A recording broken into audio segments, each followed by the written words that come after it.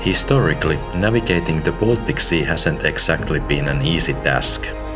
The stretch of Finland's western coastline was especially perilous for sailors. During the dark months of harsh winters, ships risked running aground in a landscape of shallow waters and emerging islets.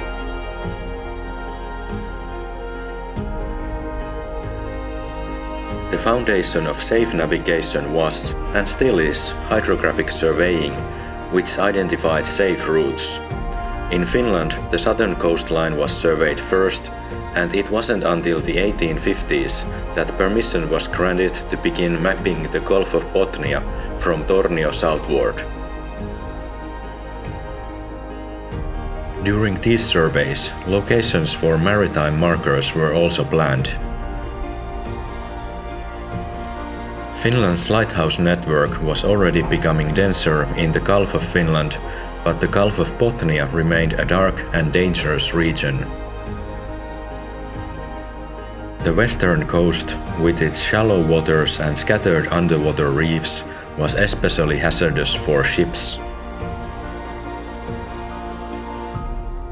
Along almost 100-kilometer stretch between Säppi and Yttergrund, there wasn't a single lighthouse.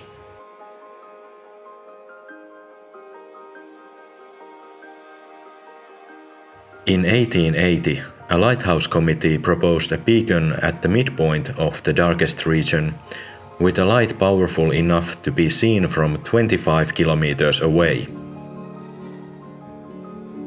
This was a part of a broader push to enhance maritime safety along the Finnish coastline. After careful site studies, Yttergrund was chosen as the ideal location. The Senate approved the project in 1890, allocating 220,000 Finnish marks for its construction.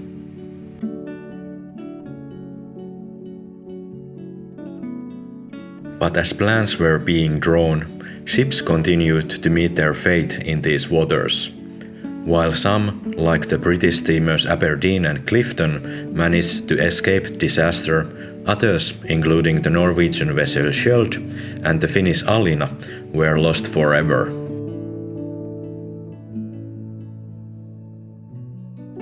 Now, here's where the story takes an unusual turn. Yttergrund Lighthouse was first constructed in the heart of Helsinki. The contract was awarded to the Kone- and Siltarakennus Company, whose workshop stood in what is now Merihaka. At the Helsinki workshop, the manufacturing of metal plates began. During the summer of 1891, sheets of metal were pressed into shape and carefully assembled around the towering frame in the factory yard. Day by day, the structure grew taller, rising so high that its silhouette became part of Helsinki's skyline.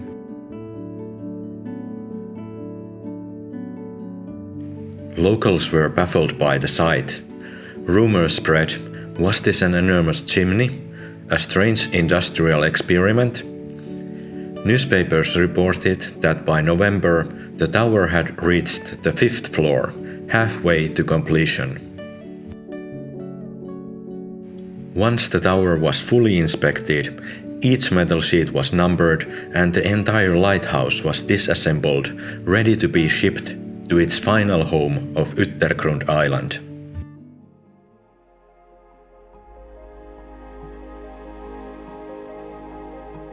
The following spring, the lighthouse parts had arrived at Yttergrund, where the granite foundation had already been built.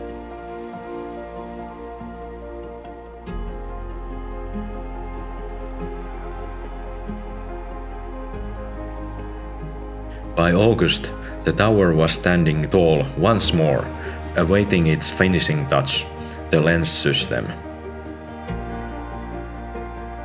The renowned Parisian company Barbier, Bernard and Turenne supplied the optical technology, sending their own expert to ensure proper installation.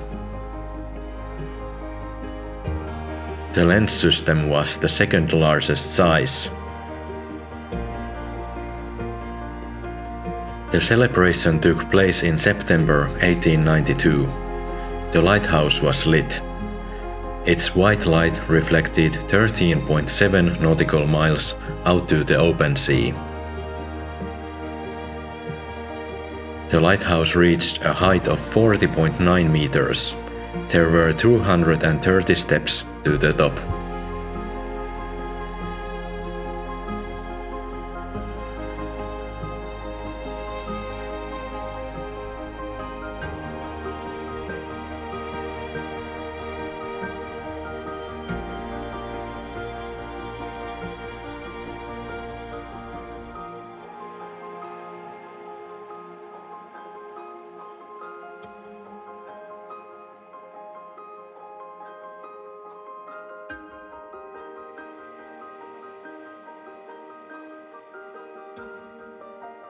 A rare marvel of engineering, Yttergrund Lighthouse was a resounding success, coming in well under budget.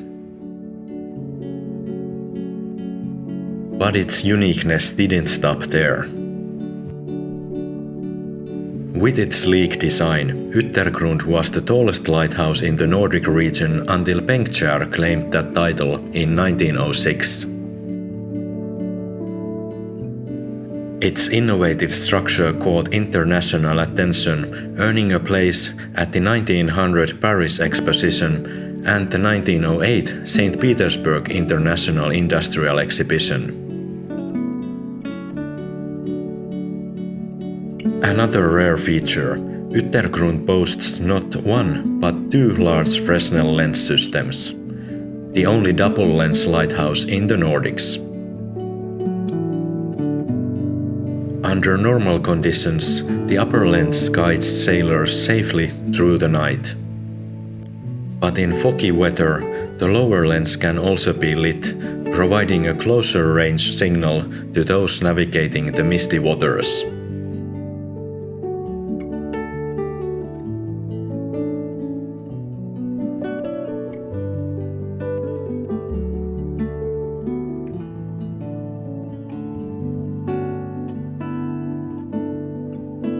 Stepping inside the lighthouse is like entering a ship's cabin.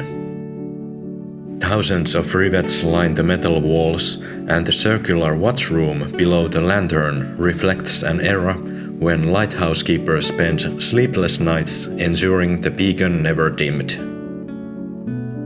Even the furniture was designed to fit the round walls.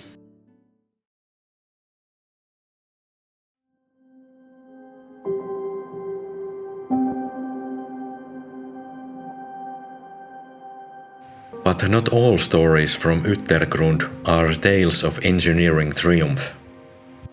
In 1953, a lighthouse keeper Ole Melander suffered a fatal accident.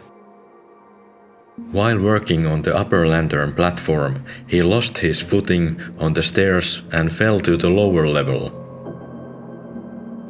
Tragically, he succumbed to his injuries.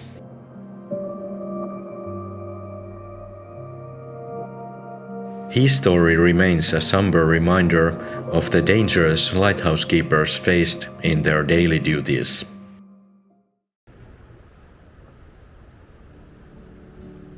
In 1963, the lighthouse was automated, ending the era of live-in keepers. By then, it was powered by 31 gas cylinders, enough to last a full year. Finally, in 1991, an undersea cable brought electricity from the mainland, ensuring that Yttergrund's light would continue to shine for generations to come.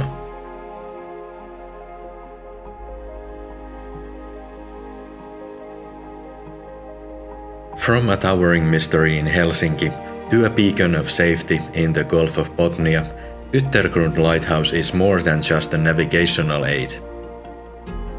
It's a testament to Finnish engineering, resilience, and the relentless pursuit of safer seas.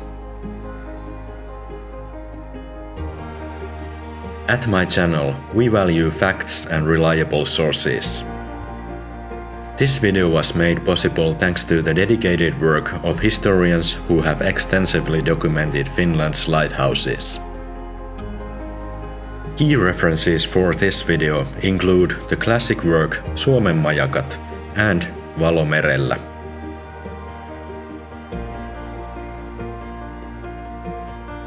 If you enjoyed this journey through history, don't forget to like and subscribe.